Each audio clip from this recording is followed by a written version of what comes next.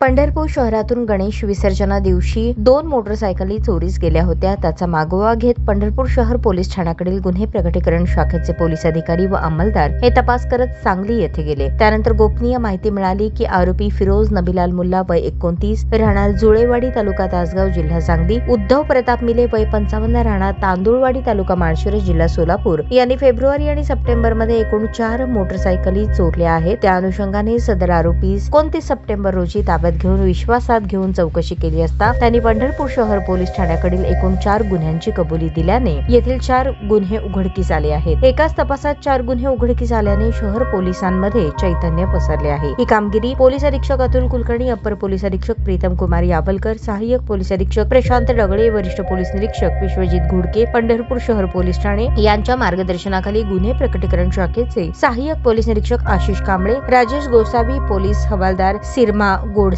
विठ्ठल विभूते, प्रसाद औटी, शहाजी मंडले, बजरंग विचुकले, दीपक नवले तसेच cyber police Thane Solapur ग्रामीणचे police constable Ratan Jadhav यांनी केली आहे।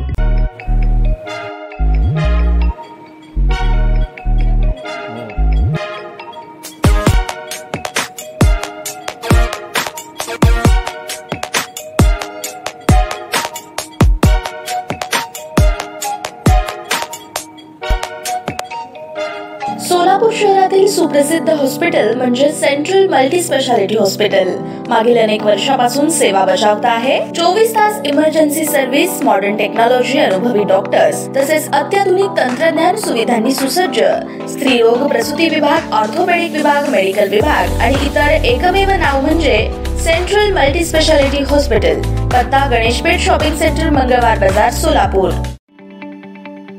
ताज्या बातम्या पाहण्यासाठी प्राईम महाराष्ट्र न्यूज चॅनलला सबस्क्राइब करा।